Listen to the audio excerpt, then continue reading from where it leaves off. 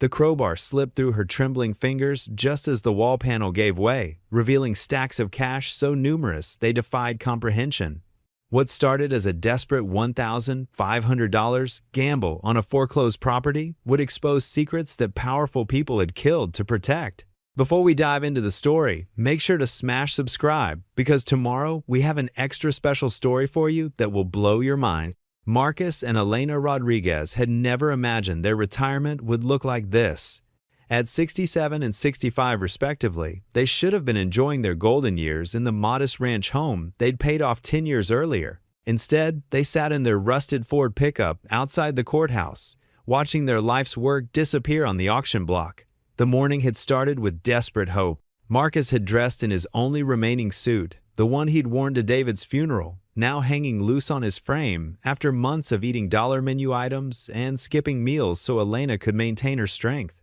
She wore the blue dress he'd bought her for their 40th anniversary, its cheerful color mocking their circumstances. "Maybe someone we know will buy it," Elena had said while fixing his tie with shaking hands. "Maybe they'll rent it back to us." But the crowd gathered on the courthouse steps consisted entirely of strangers, investors with calculating eyes and cash ready to profit from others' misfortune. Marcus recognized the type from his construction days, people who saw homes as commodities, not repositories of family memories. The medical bills had started innocently enough. Elena's routine mammogram had revealed suspicious shadows. "Probably nothing, doctor," Martinez had said, with the casual optimism of someone who wouldn't face the consequences either way. "But let's run some tests to be safe." Those tests led to more tests, then specialists with offices in gleaming medical towers where parking cost $20 and appointments were scheduled in 15-minute increments. Each visit brought new terminology: ductal carcinoma, staging protocols, treatment modalities. Words that sounded like a foreign language, but translated to a simple reality, their savings would evaporate like morning dew.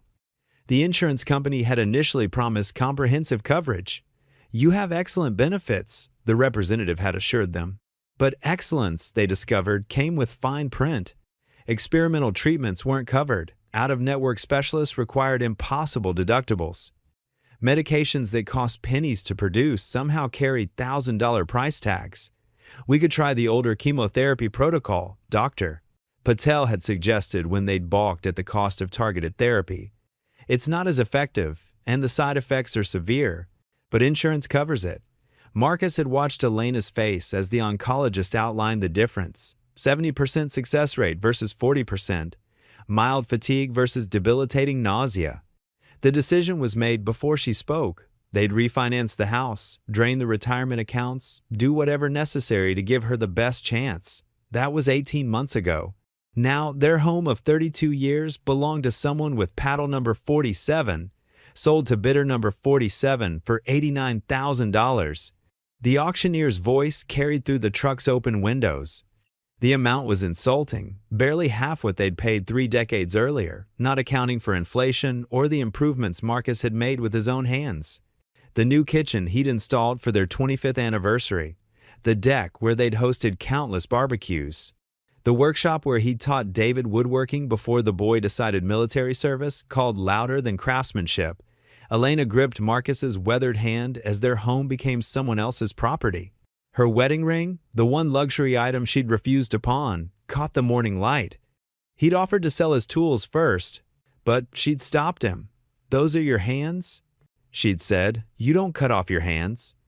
"We'll figure something out," Marcus murmured, though his voice lacked conviction he didn't feel. At his age, with a back destroyed by decades of construction work, employment prospects were slim.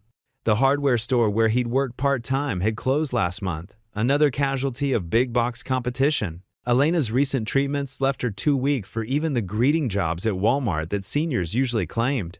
They'd explored every option. Reverse mortgages required equity they no longer had. Social Security provided barely enough for food and gas, let alone rent. Medicare covered medical basics, but not the medications keeping Elena stable.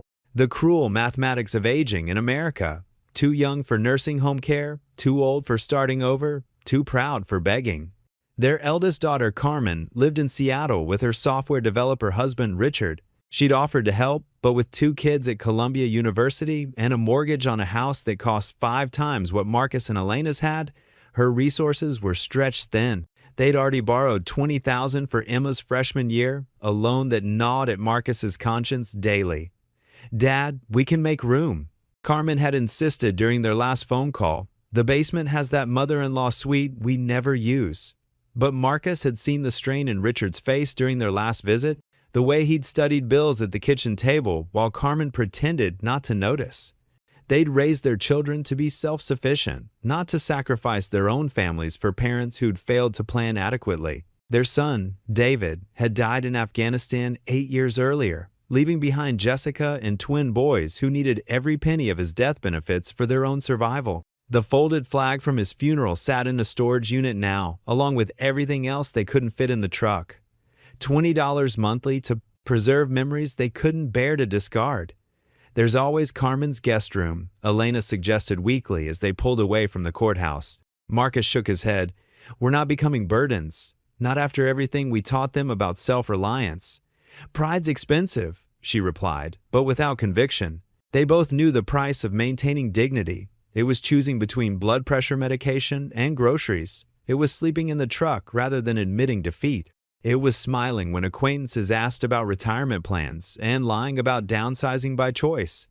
They spent that first night in their truck at a rest stop. Buster, their aging beagle, curled between them on the bench seat. The dog had been David's, returned from his final deployment with a limp and trust issues that only Elena's patient love had healed. Now, 12 years old, Buster required special food for his kidneys and medication for arthritis, another expense they could barely manage but refused to eliminate. The rest stop hummed with the sounds of traveling America, families in minivans heading to vacations, truckers catching mandatory rests between hauls, and others like them, the invisible homeless, living in vehicles, maintaining the fiction of temporary circumstances while poverty ground them down. Marcus had strung a tarp from the truck's raised tailgate to create privacy for Elena to change clothes. Their entire wardrobe now fit in 2 suitcases wedged behind the seats. She'd kept one photo album, the one with David's baby pictures and their wedding photos. Everything else lived in digital form on a phone they could barely afford to keep active. "Remember our first apartment?" Elena asked, her voice soft in the darkness. "That studio above the Korean grocery? 500 square feet of paradise." Marcus replied, "You hung sheets to create rooms. We were so happy with nothing. We had everything. We had hope." The distinction cut deep. At 25, poverty had been a temporary state, a stepping stone to better things. At 67, it felt like a final destination, the last chapter in a story that should have ended differently. Morning brought the harsh reality of hygiene without facilities. Marcus had identified truck stops with showers, but they cost money. Public restrooms became their solution, Elena carrying a small bag of toiletries, maintaining appearance through sheer determination. She still applied lipstick each morning, the same coral shade she'd worn since their courtship. "For you?" she'd say when he told her she was beautiful regardless. "No," she'd correct. "For me. To remember who I am." The next morning, Marcus counted their remaining resources, $3,847 in checking, $1,200 in cash. He'd hidden in the truck's glove compartment years ago for emergencies, and Elena's jewelry worth perhaps another $2,000 if they could find a fair buyer. Her mother's pearls, her grandmother's brooch, the anniversary bracelet he'd saved 6 months to afford, each piece a memory transformed into potential survival funds. "It's enough for a security deposit somewhere," Elena said, ever the optimist despite circumstances. But everywhere they looked, rent prices had soared beyond recognition. The shabby apartment complex where they'd lived as newlyweds now demanded $1,800 monthly for a 1-bedroom unit. Even trailer parks required first and last month's rent, plus hefty deposits that would devour their funds before they'd sheltered a single night. They tried the senior housing wait lists, spending hours in government offices filling out applications. "Current wait time is 18 to 24 months, tired clerks repeated, "unless you have disability status or qualify as emergency placement." "We're living in our truck," Marcus had pointed out. Do you have documented proof of homelessness from a recognized shelter? Have you registered with social services? The bureaucracy of poverty revealed itself in all its Byzantine glory. To get help, you needed addresses they didn't have, documentation they couldn't access, patience they couldn't afford. Each agency pointed to another, creating loops that led nowhere except frustration. It was while searching online classifieds at the library, free internet being one of the few remaining public services, that Marcus spotted the unusual listing, foreclosed property, as is $1,500, cash only, serious inquiries only, no inspections. Has to be a scam, Elena said, reading over his shoulder. The library's fluorescent lights emphasized the exhaustion lines around her eyes. Maybe, Marcus agreed, but what have we got to lose? Our last $1,500? She pointed out. Which will be gone in a month anyway. At least this gamble comes with walls and a roof. They debated for an hour, whispering in the library's stern silence. Other patrons, DI, some obviously in similar circumstances, offered advice through meaningful glances. The library had become a daytime shelter for those with nowhere else to go, its chairs filled with people pretending to read while actually just existing somewhere warm and safe. The property address led them 40 miles outside town, down increasingly desolate roads until civilization felt like a distant memory. The GPS lost signal twice before they finally located the overgrown driveway marked only by a rusted mailbox bearing no number. This is horror movie territory, Elena observed as branches scraped the truck's sides. Good thing we're too old to run from zombies, Marcus replied, earning a laugh that reminded him why he'd fallen in love with her humor 4 decades ago. The house that emerged from the wild tangle of vegetation looked like something from a horror movie. A 2-story craftsman that might have been beautiful circa 1925 now sagged under the weight of neglect. Broken windows stared blindly from the upper floor. The wraparound porch had partially collapsed, leaving jagged teeth of rotted wood. Vines claimed the eastern wall so completely the siding was invisible beneath their green shroud. "Oh, Marcus," Elena breathed. "I know," he replied, but something in the way the afternoon light caught the remaining intact glass made him pause. His contractor's eye saw past the decay. Despite the damage, the bones of the structure appeared solid. Original craftsmanship showed in details that modern builders ignored. The hand-carved corbels still supporting eaves, the stone foundation laid with mortar that had survived almost a century. He walked the perimeter, testing supports with his pocket knife, checking for termite damage and dry rot. The main structure remained surprisingly sound. Water damage appeared confined to additions probably made in the 70s. Cheap construction grafted onto solid bones. The original slate roof, expensive even when new, still largely intact despite missing tiles that had allowed weather inside. A newer model BMW pulled up behind their truck, looking absurdly out of place in the wilderness setting. The man who emerged wore a suit that probably cost more than their truck, his expression one of barely concealed disdain as he surveyed both the property and them. "Mr. and Mrs. Rodriguez?" His tone suggested he hoped they weren't. "I'm Nathan Hartley from Hartley Realty. You inquired about the property?" "We did," Marcus confirmed. "Why so cheap?" Hartley's laugh held no humor. "You're looking at why. This place has been on our books for 3 years. Previous owner disappeared, just vanished one day, left everything behind. County seized it for back taxes. We've tried to move it, but..." He gestured helplessly at the decay. "No one wants to take on this level of restoration." "Previous owner?" Elena asked. "What happened to them?" "Richard Mansfield.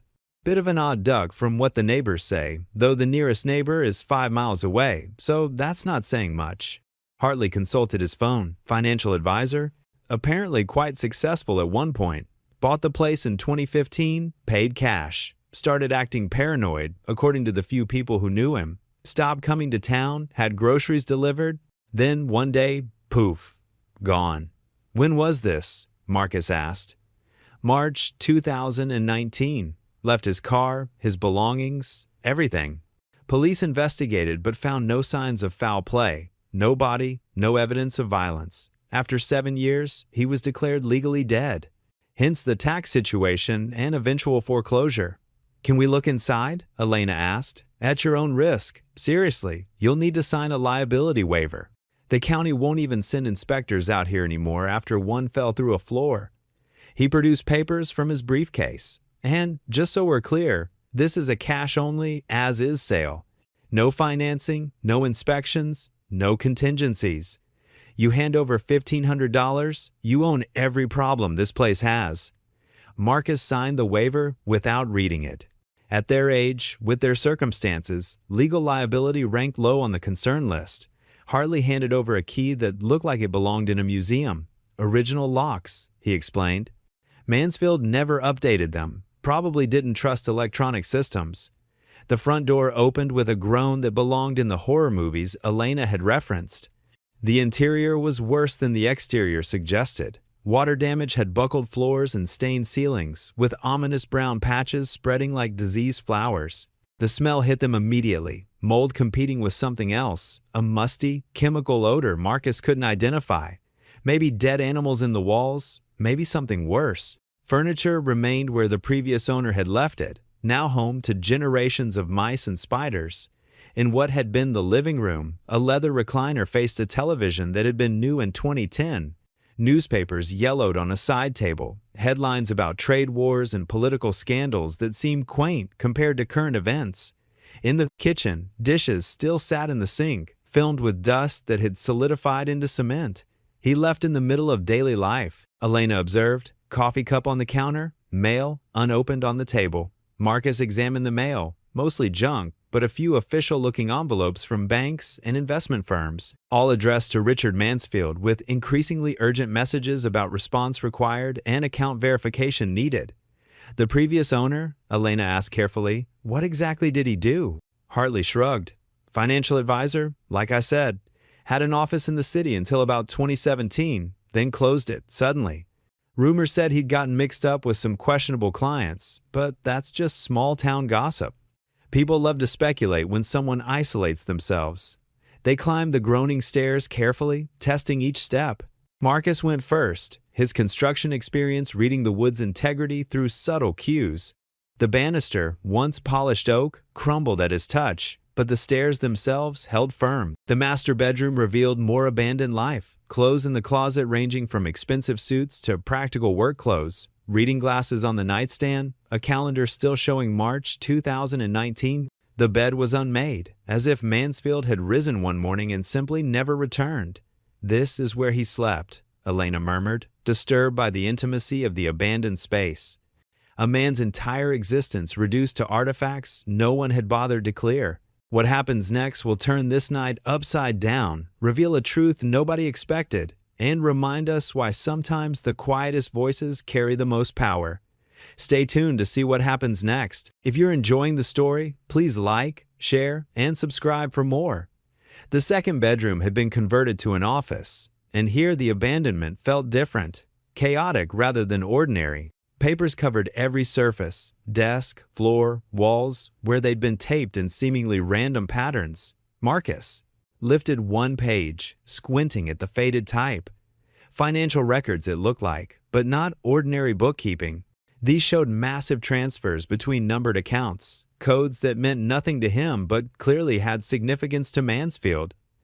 Guy was tracking something, he told Elena. Look at this, same account numbers appearing over and over, linked by red string, like those conspiracy theory movies. Elena studied the walls where Mansfield had created a vast spiderweb of connections, photos of men in suits connected to corporate logos, linked to news clippings about bankruptcies and bailouts. At the center, a question mark, drawn in heavy black marker. He was investigating something, she concluded, or trying to prove something. Or hiding from something, Marcus added, noting the heavy locks on the windows, the reinforced door frame, the security system that looked military-grade for a residential property. Hartley waited on the porch, unwilling to risk the interior again. His Italian shoes had no business in a house where the floor might swallow them. So? He asked when they emerged. I know it's a disaster, but at this price. We need to discuss it, Elena said diplomatically. They sat in their truck for 20 minutes, weighing impossible options. Stay homeless, impose on Carmen, or gamble their last resources on a house that might kill them before providing shelter. I can see the bones, Marcus said finally. The original structure is sound. That's 1,920 seconds craftsmanship when they built things to last. The damage is mostly cosmetic and the additions. I can fix it. With what money? Elena asked gently. After buying it, we'd have $3,500. That won't go far at Home Depot. Salvage yards, Craigslist, labor trades. I've built with less. He took her hand, feeling the bones prominent beneath tissue paper skin. She'd lost so much weight during treatment. Remember when we first married? I renovated that whole apartment with nothing but determination and a handful of tools. We were 25, she reminded him. You could work 16-hour days and bounce back. I can still work. Maybe not 16 hours, but enough. The structure's solid, Elena. New roof patches where it's leaked, shore up the floors and the damaged sections, basic plumbing and electrical. We lived without luxuries before. We can do it again. What about the mysteries? Mansfield's disappearance? Whatever he was investigating? Marcus considered. Man's been gone 5 years. Whatever trouble he was in probably died with him. Besides, who'd bother 2 broke senior citizens fixing up a ruin? Elena studied her husband's face, seeing echoes of the young man who'd courted her with promises of building their dreams together. The construction worker who'd built their first home with his own hands, adding touches of beauty to everyday functionality. The father who'd created tree houses and go-karts, who'd never met a problem he couldn't solve with tools and determination.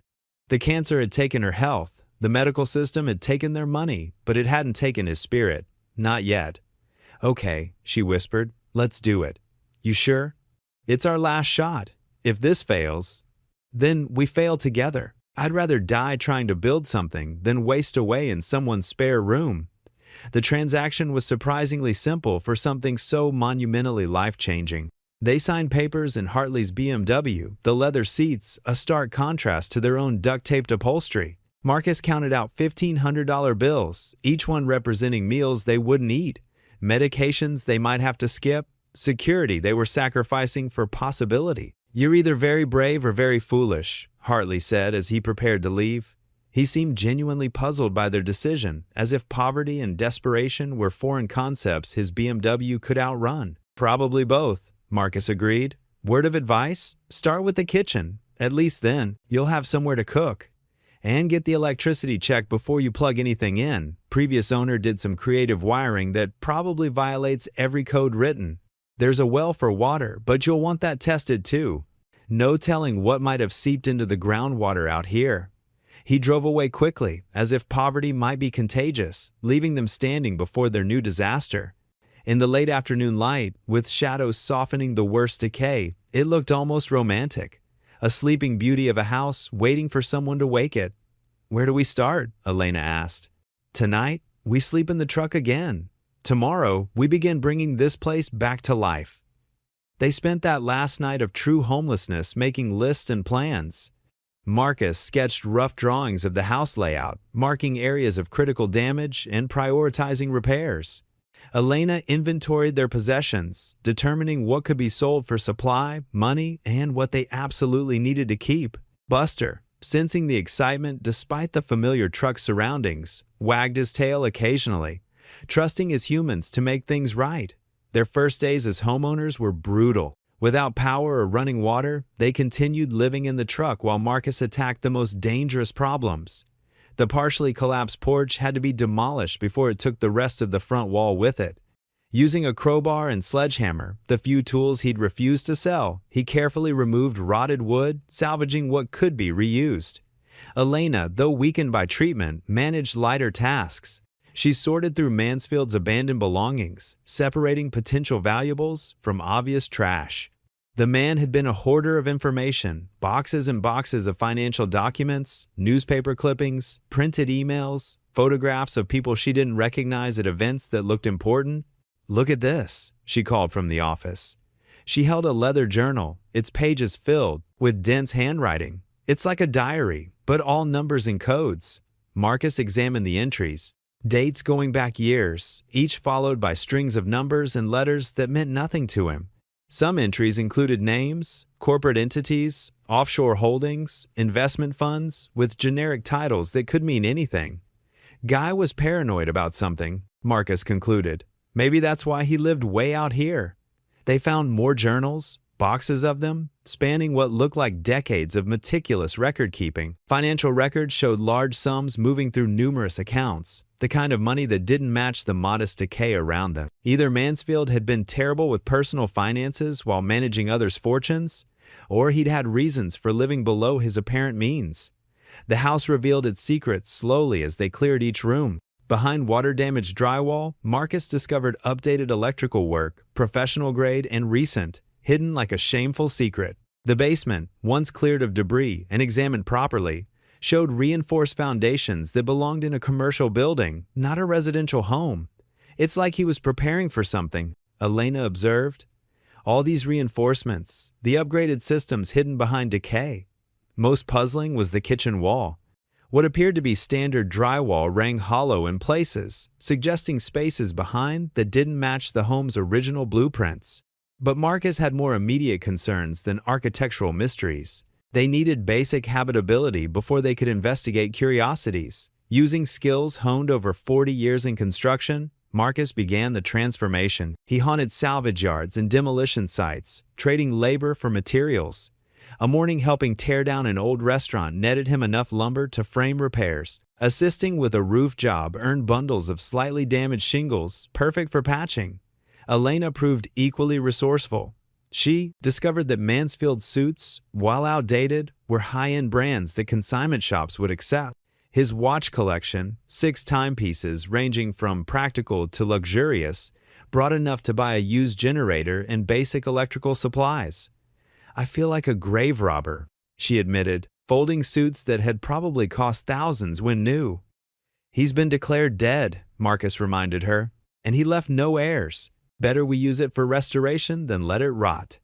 The generator changed everything. With power, Marcus could run tools, making repairs faster and more precise. They had light to work after dark, extending productive hours. Most importantly, Elena could use a small heater, vital as autumn crept toward winter and her thin blood struggled with temperature regulation. 3 weeks into their ownership, Marcus made the discovery that would change everything.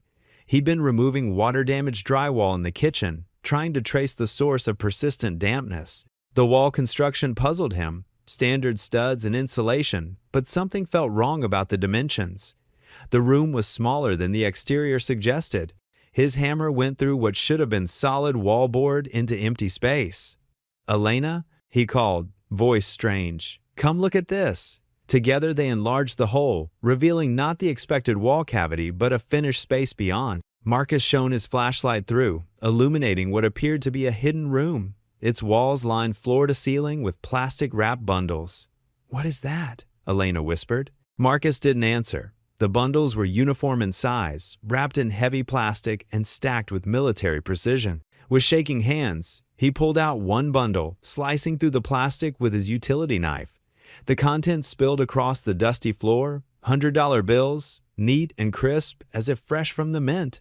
They stared at the money, then at each other, then back at the cash scattered around their feet. Without speaking, Marcus reached for another bundle. More hundreds. Another bundle. 50s this time. Bundle after bundle emerged from the hidden space, each containing what looked like $10,000 or more. "Oh my God," Elena breathed. "Marcus, how much?" "I don't know." His contractor's mind was already calculating volume. The hidden room extended at least 6 feet in each direction, possibly more, packed floor to ceiling with wrapped bundles. Millions. Has to be millions. They worked in stunned silence, pulling out bundle after bundle. Some contained cash in various denominations, others held what looked like bearer bonds, gold coins, certificates for precious metals, financial instruments Elena recognized from her banking days before the children were born, untraceable wealth in every form that mattered.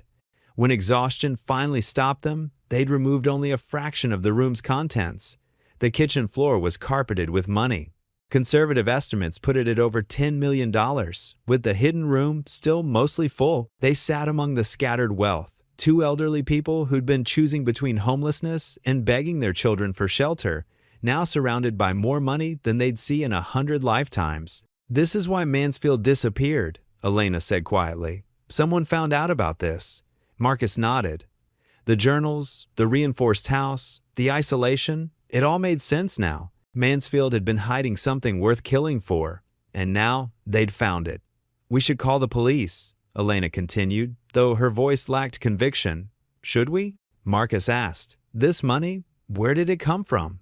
If it was legitimate, why hide it like this?"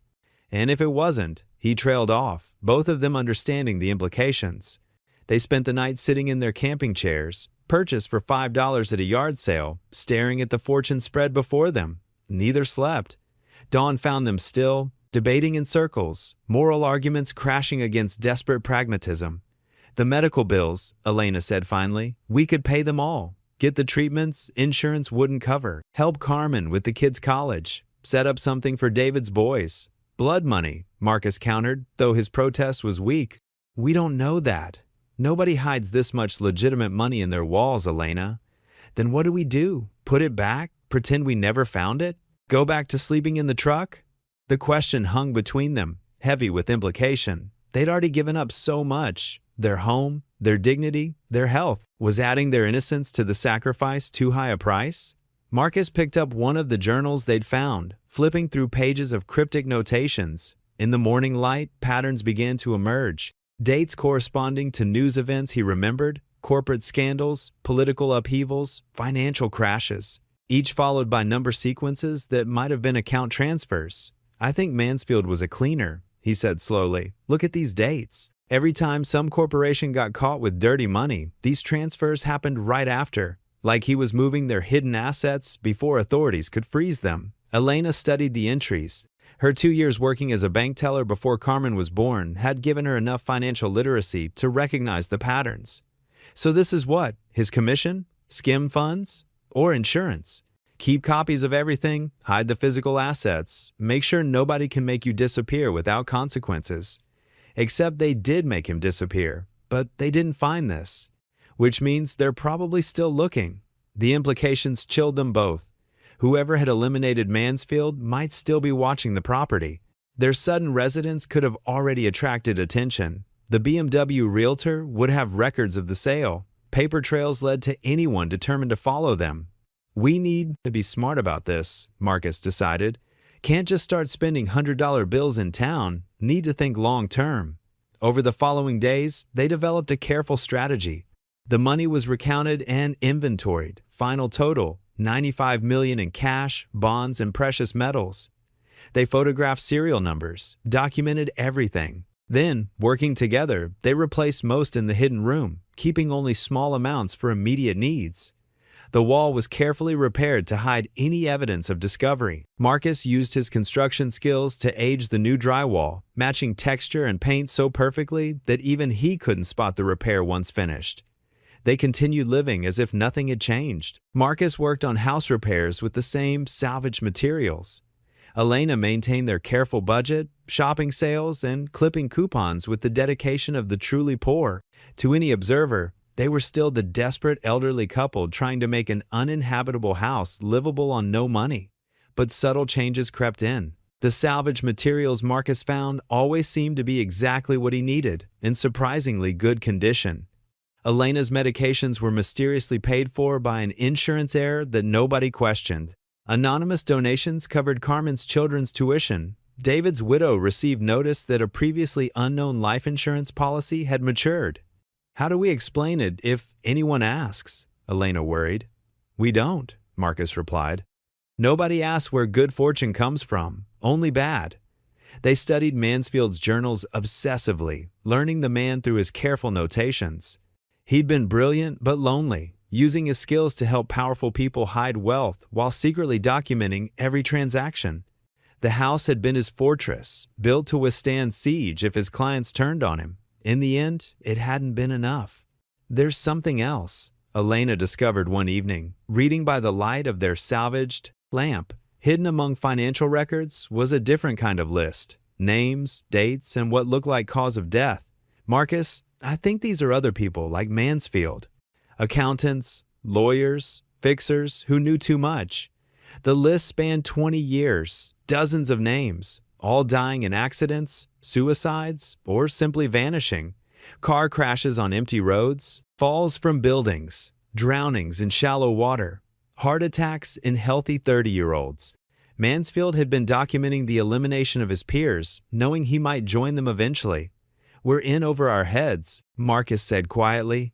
"This isn't just money. It's evidence of murders, conspiracy, God knows what else." Elena nodded but gestured around their slowly improving home. New windows gleaned from a renovation site, a wood stove purchased for $50 from an estate sale, now heating their living space. Running water restored through Marcus's skill and determination. "Where else can we go? We're committed now. Our only choice is to be smarter than Mansfield was." They began implementing safeguards. Copies of journals went to a safety deposit box in a bank 3 towns over, paid for with cash laundered through careful casino visits. Elena created digital copies stored in encrypted cloud accounts under false names. They established a routine of recording videos, documenting their findings, uploaded to scheduled release if they didn't regularly reset the timers. Most importantly, they maintained their facade of poverty. Marcus made sure to complain about money at the hardware store where he traded labor for supplies. Elena clipped coupons ostentatiously at the grocery store, counting pennies at the register while $100 bills lay hidden in their walls. They drove their ancient truck, rust growing worse with each winter storm, and wore their shabby clothes, patched and repatched rather than replaced. The community accepted them as another pair of struggling seniors making do with Social Security and determination. Their neighbors, when they occasionally met them on the long dirt road, saw nothing unusual about the elderly couple slowly rehabilitating an abandoned property. "You folks are brave, taking on that Mansfield place," said Tom Garrett, their nearest neighbor at 5 miles distance. "Most people won't even drive by it after dark. Why's that?" Marcus asked, accepting a beer while helping Tom repair his fence in exchange for lumber. "Oh, you know how rural folks are. Someone disappears mysteriously, leaves everything behind. People make up stories. Lights in the windows when nobody's home, cars on the road that turn around when they see someone watching. Probably just teenagers looking for somewhere to party, but it spooked the last few people who tried to buy it. The information was filed away. If locals avoided the property, that worked in their favor. Less chance of unexpected visitors discovering their secret. 6 months passed. The house transformed from ruin to respectable home through Marcus's skilled labor and carefully laundered money. They developed a system for converting cash to usable funds without arousing suspicion. Small deposits to various accounts, never exceeding reporting thresholds. Casino visits where they'd break large bills and claim modest winnings. Selling inherited gold coins to different dealers across 3 states. Elena's health improved dramatically with access to better nutrition and consistent medication. The experimental treatments insurance had denied were now possible through mysterious benefactors and charitable programs that didn't examine applications too closely. Her color returned. The weight she'd lost during the worst of treatment gradually restored. But Marcus noticed she still woke at night sometimes, staring at the kitchen wall that hid their fortune. "What are you thinking about?" he asked one night, finding her at the kitchen table at 3 a.m., warming her hands on a cup of tea. "Whether we've sold our souls," she admitted. "This money came from somewhere. Mansfield hid it for reasons. People died for it. People die for $20 in the wrong neighborhood," Marcus pointed out. "At least we're using it for good. Medical care, education, basic survival. We're not buying yachts or private jets." "I know. But sometimes I wonder if Mansfield told himself the same things. If he started out just trying to survive and ended up." She gestured at the reinforced walls, the security systems they discovered hidden throughout the house. Marcus didn't have an answer. The moral weight of their discovery pressed on both of them, even as it solved their immediate problems. They traded desperate poverty for comfortable fear, always wondering when someone would come looking for what Mansfield had hidden. The first test came 8 months after they'd bought the house. Marcus was working on the roof, finally replacing damaged sections with proper materials bought through careful cash transactions, when a black sedan turned into their driveway. Not the local sheriff's cruiser or a neighbor's pickup, but a vehicle that belonged in city financial districts, not rural properties. He climbed down carefully, his movements deliberately showcasing the caution of age and arthritis he didn't entirely need to fake. By the time he reached the ground, 2 men in suits had emerged from the car. They looked like federal agents from television, dark suits despite the summer heat, sunglasses hiding their expressions, an aura of authority that expected compliance. "Mr. Rodriguez?" The speaker was younger, maybe 40, with the kind of fitness that suggested gym membership rather than physical labor. "That's right. Can I help you, gentlemen?" "Agent Hartwell, Treasury Department." He flashed credentials too quickly to read. "This is Agent Chen. We understand you purchased this property recently?" 8 months ago, Marcus confirmed, wiping his hands on his work pants, playing the role of simple laborer. "Been fixing it up since. The previous owner was Richard Mansfield. Did you know him?" "Never met the man. He was long gone when we bought the place." "But surely you found things he left behind? Personal effects? Documents? Anything unusual?" Marcus laughed, the sound of a man who'd heard this before. "Mister, we found 40 years of mouse shit, a collapsed ceiling, and enough mold to kill a horse. My wife's got a pile of old papers we've been using for kindling. Guy saved everything, even grocery receipts from 1995. Agent Chin spoke for the first time. "We'd like to see those papers, whatever's left. Like I said, we've been burning them for heat, cheaper than firewood." He led them inside, noting how their eyes cataloged every detail. The modest repairs, the salvaged furniture, the elderly woman sitting at a sewing machine patching clothes. Elena played her part perfectly, the picture of genteel poverty making do. "Federal agents? Honey?" Marcus announced, asking about the previous owner's stuff. "Oh, those boxes in the barn?" Elena's voice carried the helpful eagerness of someone with nothing to hide. "I've been meaning to finish sorting them. So much paper." The man must have saved every document he ever touched. She led them to the barn where they'd strategically placed boxes of Mansfield's less sensitive papers, old tax returns, utility bills, mundane correspondence that revealed nothing about hidden millions. The agents spent an hour sifting through documents while Marcus and Elena puttered nearby, discussing tomato plants and roof repairs with the casual comfort of a long-married couple. "Is this all?" Agent Hartwell finally asked, frustration creeping into his professional tone. "There might be more in the attic," Elena offered, "but the floor's not safe up there. Marcus won't let me risk it until he can reinforce the joists." "We'll risk it," Chen said. Marcus led them up, pointing out genuinely dangerous spots where water damage had weakened the structure. The agents picked their way through carefully, finding exactly what the Rodriguezes had left for them to find. More boxes of useless papers, old furniture, evidence of a life, but nothing of value. Mansfield was suspected of financial crimes, Hartwell said finally, giving up the pretense of casual inquiry. Money laundering, tax evasion, hiding assets for criminal enterprises. If you found anything, accounts, cash, bonds, there could be a substantial finder's fee. "Mister," Marcus laughed again, gesturing at their obvious poverty. "If we'd found any money, would we be living like this? I'm 70 years old, working construction to keep a roof over our heads. You think I'd be patching a 40-year-old roof if I had secret millions?"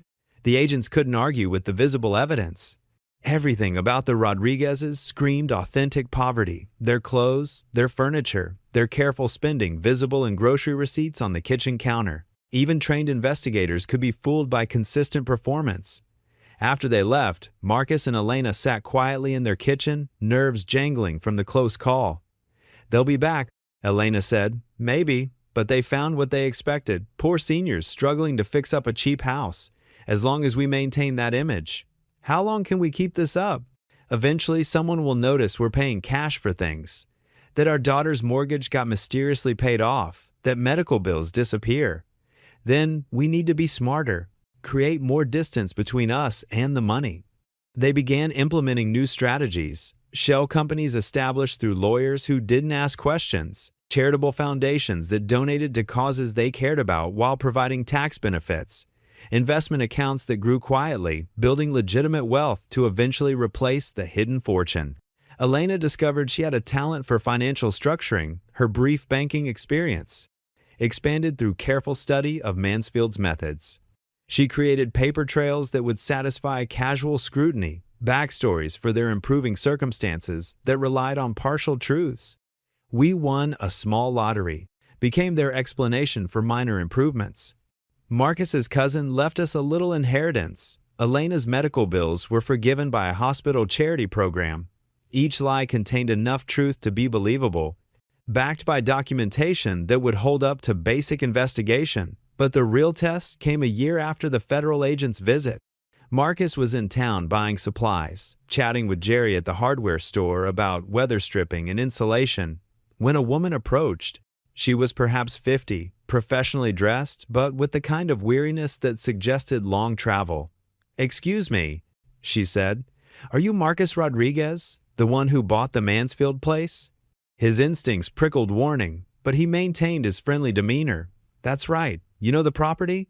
"I knew Richard. My name is Sarah Winters. I was a colleague." The pause before colleague spoke volumes. Marcus's mind raced through possibilities. Another cleaner, a client, someone else who knew about the money? I see. Well, I never met the man. Bought the place from a realtor. I understand. I was wondering, have you found anything of his? Personal items? Perhaps letters or photographs? I know it's a strange request, but Richard and I were close. I'd love to have something to remember him by. Her eyes held genuine emotion, but Marcus had learned to distrust surface appearances. Anyone could fake grief for $95 million. My wife might have kept some photo albums. He offered carefully, seemed ashamed to throw them away. "Why don't you follow me home? She can show you what we saved." The drive back gave him time to think and plan. Elena would need warning, but they'd develop subtle signals for dangerous situations. He parked slightly. Crooked, their sign for "be careful." She'd see it from the window and prepare. Sarah Winters followed in a rental car, maintaining proper distance, like someone following directions rather than someone who'd been there before. But Marcus noticed how her eyes swept the property, cataloging changes since her last visit. Elena met them at the door, perfectly playing the hospitable rural wife. Marcus called to say, "We had a visitor. I've put coffee on. You knew Mr. Mansfield?" Over coffee and Elena's genuinely excellent cookies, Sarah told her story. She'd worked with Richard for 15 years, helping wealthy clients structure their finances. Completely legal, she insisted, if ethically gray. When Richard began to suspect their clients were eliminating loose ends, he disappeared without warning. "I thought he was dead," she admitted. "When I heard someone had bought his house, I hoped he might have left some message, some sign of where he went." Marcus and Elena exchanged glances. Either this woman deserved Academy Award consideration, or she genuinely didn't know about the money.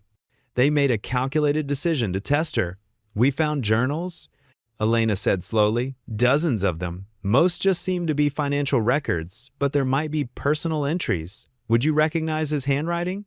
The hope that bloomed on Sarah's face seemed too genuine to fake. They brought her one of the less revealing journals, watching as she traced familiar handwriting with one finger. "This is Richard's. God, I've missed him." She looked up with tears in her eyes. "I know this is a lot to ask, but could I possibly look through them? See if he left any message?" Over the following hours, Sarah Winters proved herself either honest or brilliantly deceptive. She identified patterns in Mansfield's coding that Marcus and Elena had missed. She explained financial structures that made their hidden fortunes suddenly make sense. Most importantly, she revealed why Mansfield had been eliminating people who helped hide money. "It started with Gregory Paulson in 2017, she explained. "He was found dead in his apartment, apparent suicide, but Greg was the most life-loving person I knew. Then Maria Santos drove off a cliff. Then David Chin had a heart attack at 32. All of us who worked in the shadow economy started seeing the pattern." "You think clients were cleaning house?" Marcus asked. "I know they were." Richard figured out which clients were ordering hits. He documented everything, preparing to expose them. But they must have figured out what he was doing. Or he ran before they could kill him, Elena suggested. Sarah shook her head. Richard wouldn't run. He had contingency plans for everything. If he disappeared, it was because they made him disappear. The question is, what triggered it and what happened to his insurance? Insurance? Marcus kept his voice carefully neutral. Richard skimmed from every transaction. Not much, just 1 or 2%. He called it his life insurance policy. Said if clients ever turned on him, he'd release everything. account numbers, transaction records, enough to bring down half the Fortune 500. He hid copies everywhere. Marcus and Elena sat frozen, realizing they'd been sitting on dynamite, not just money. The 95 million in their walls represented leverage over some of the most powerful people in the world.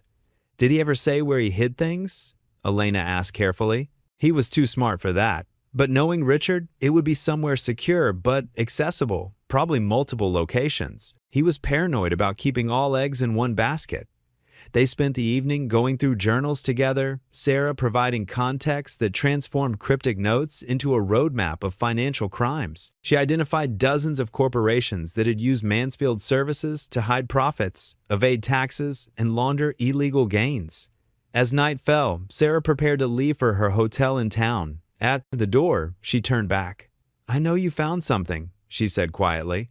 Richard wouldn't have renovated a kitchen without hiding something in the walls. That was his signature move. Whatever you found, be careful. The people looking for it have killed for far less.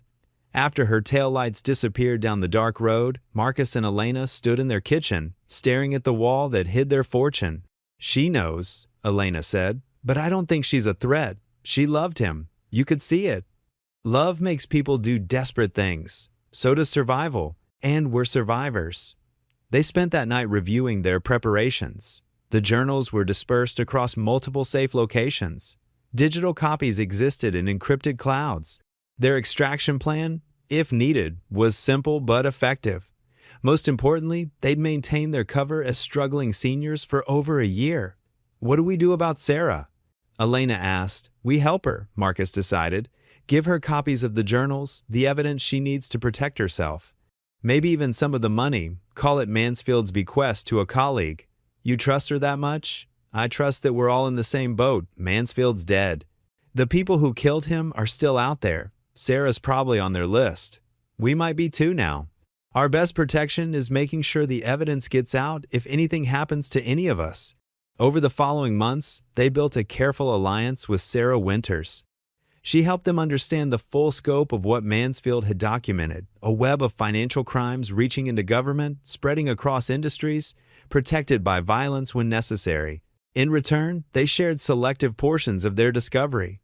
Not the full amount, but enough to secure Sarah's future and fund her own disappearance if needed. She established herself in a coastal town under a new identity, close enough to meet quarterly, but far enough to avoid connecting their lives. Richard would have liked you, she told them during one visit.